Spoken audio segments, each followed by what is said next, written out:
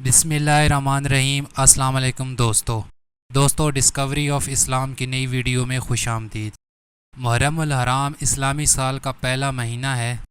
لفظ محرم حرم سے ماخوذ ہے، جس کے معنی عزت اور احترام کے ہیں۔ محرم کو حرم اس لیے بھی کہا جاتا ہے کہ اہل عرب اس مہینے میں اپنی تلواریں میانوں میں ڈال دیتے تھے اور لوٹ مار اور قتل و غارت سے رک جاتے تھے۔ اسلامی سال یعنی قمری سال یا سن ہجری سال کا پہلا مہینہ محرم الحرام کا بابرکت مہینہ ہے۔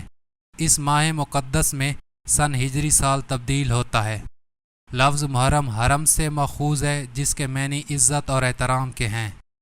محرم کو حرم اس لیے بھی کہا جاتا ہے کہ اہل عرب اس مہینے میں اپنی تلواریں میانوں میں ڈال دیتے تھے اور لوٹ مار اور قتل و غارت سے رک جاتے تھے، یہاں تک کہ لوگ اپنے دشمنوں سے بھی خوف زدہ ہو جاتے تھے اور اپنے ماں باپ یا بھائی کے قاتل سے بھی ملتے تھے تو اسے کچھ نہ پوچھتے تھے اور نہ کسی سے لڑائی جھگڑا کرتے تھے۔ گویا زمانہ جاہلیت میں بھی لوگ محرم کا احترام کرتے تھے اور اس مہینے میں کسی انسان کے قتل اور جنگ و جدال کو حرام سمجھتے تھے۔ اللہ کے محبوب نبی کریم صلی اللہ علیہ وآلہ وسلم کے بعد اسلام میں اس مبارک مہینے کی حرمت اور عظمت اور زیادہ ہو گئی۔ قرآن مجید میں ارشاد ربانی ہے کہ بے شک اللہ کی کتاب میں اللہ کے نزدیک گنتی کے مطابق اس وقت 4 مہینے ہیں۔ قرآن مجید میں ارشاد ربانی ہے کہ بے شک اللہ کی کتاب میں اللہ کے نزدیک گنتی کے مطابق اس وقت 12 مہینے ہیں، جب سے اس نے آسمان اور زمین بنائے ہیں۔ ان مہینوں میں 4 حرمت والے ہیں۔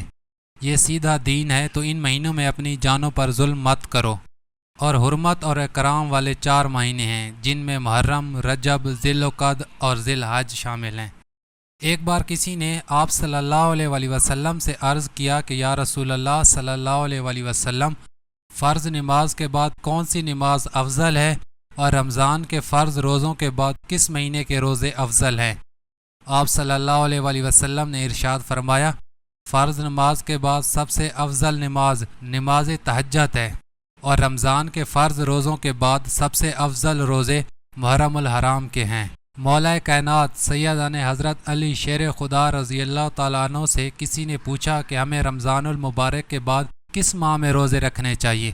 تو آپ نے فرمایا کہ میں نے صرف ایک آدمی کو حضور اکرم صلی اللہ علیہ وآلہ وسلم سے یہ سوال کرتے ہوئے سنا تھا۔ اس وقت میں آپ کی خدمت میں حاضر تھا۔ نبی کریم صلی اللہ علیہ وآلہ وسلم نے ارشاد فرمایا، اگر تو رمضان کے بعد روزے رکھنا چاہے تو محرم کا روزہ رکھو، کیونکہ یہ اللہ کا مہینہ ہے۔ اس میں ایک ایسا دن ہے جس میں اللہ نے کچھ لوگوں کی توبہ قبول فرمائی اور کچھ لوگوں کی توبہ قبول فرمائے گا۔ اور ایک اور جگہ نبی کریم صلی اللہ علیہ وآلہ وسلم نے ارشاد فرمایا، جو شخص محرم الحرام میں روزے رکھتا ہے تو اسے ہر روزے کے بدلے میں 30 روزوں کا ثواب ملتا ہے۔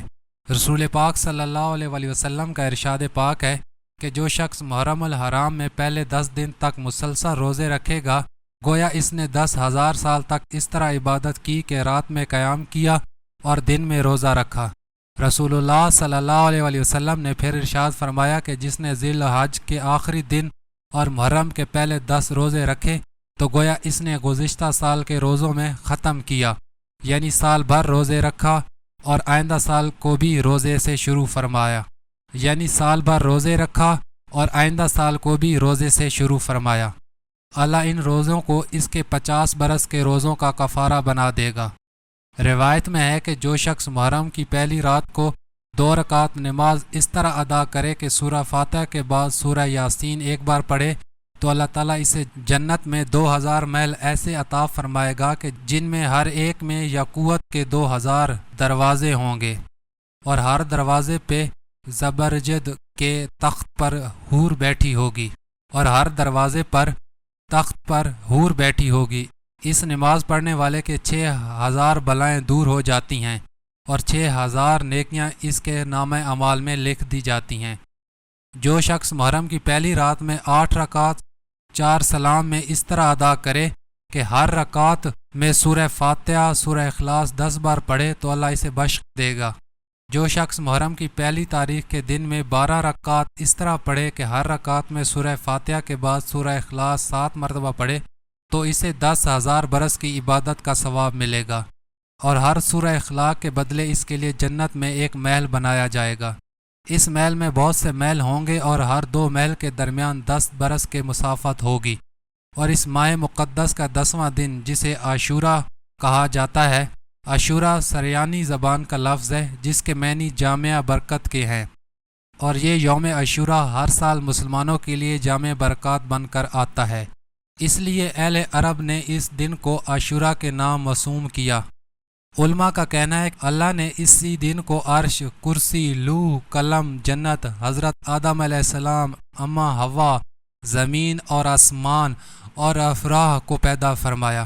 اس دن حضرت ابراہیم علیہ السلام کی اولاد ہوئی، اس دن ان کو آگ میں پھینکا گیا اور اسی دن آگ گلزار بنی۔ اسی دن اللہ نے بنی اسرائیل کو فرعون کے ظلم سے نجات دلائی۔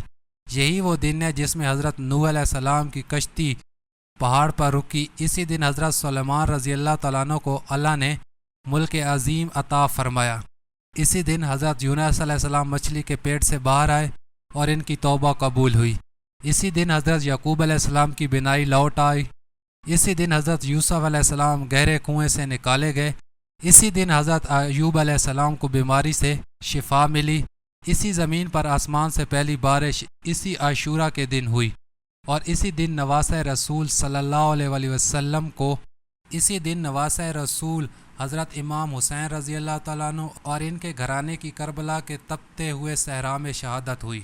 خاندان رسول نے اپنی مقدس جانوں کا نذرانہ دے کر سجدہ اور دین اسلام کو بچایا۔ محبوب خدا کے پیارے اہل بیت اطہارات نے ہر ظلم برداشت کیے، تیر کھائے، مگر ہر قدم پر صبر اور استقلال کی عظیم اور جلیل القدر مثال قائم کی۔ دراصل امام حسین رضی اللہ تعالیٰ عنہ اور آپ کا گھرانہ رہتی دنیا تک حق اور شجاعت کی زندہ مثال ہے۔ محرم کی 1 تاریخ کو امیر المومنین امام عادل خلیفہ راشد مراد رسول سیدان حضرت عمر فاروق رضی اللہ تعالیٰ عنہ کی شہادت سے گویا اسلام کے آغاز سے لے کر اختتام تک قربانی اور شجاعت ہی ہے۔ اس لیے بھی کہ اس دن کو عاشورہ کہتے ہیں، جبکہ بعض علماء کا کہنا ہے کہ اللہ نے دنوں کے اعتبار سے کو عطا فرمائی، ان میں یہ 10واں محرم کا دن بزرگی والا دن ہے، لیکن اکثر علماء کا یہ قول ہے چونکہ یہ دن 10 محرم کا ہے اس لیے عاشورہ کہلاتا ہے۔ حضرت عائشہ رضی اللہ تعالیٰ عنہ فرماتی ہیں کہ زمانہ جاہلیت میں بھی قریش عاشورہ کے دن یعنی 10 محرم کا روزہ رکھتے تھے، اور رسول اللہ صلی اللہ علیہ وسلم بھی اس دن کا روزہ رکھتے تھے۔ جب آپ نے مدینہ منورہ ہجرت فرمائی تو خود بھی اس دن کا روزہ رکھا اور لوگوں کو بھی حکم دیا۔ جب آپ نے مدینہ منورہ ہجرت فرمائی تو خود بھی اس دن کا روزہ رکھا اور لوگوں کو بھی حکم عطا فرمایا، لیکن جب ماہ رمضان کے روزے فرض ہوئے تو آپ صلی اللہ علیہ وسلم نے فرمایا جو چاہے عاشورہ کا روزہ رکھے اور جو چاہے نہ رکھے، اس دن کے روزے کی بہت بڑی فضیلت ہے۔ رسول اللہ صلی اللہ علیہ وسلم نے ارشاد فرمایا اگر مومن زمین بھر سونا خرچ کرے تو بھی عاشورہ کی فضیلت کو نہیں پا سکتا۔ اس دن مومنوں کے لیے جنت کے 8 دروازے کھول دیے جاتے ہیں۔ اللہ پاک ہمیں حضور پاک صلی اللہ علیہ وسلم کے نقش قدم پر چلنے کی توفیق عطا فرمائے، آمین ثم آمین۔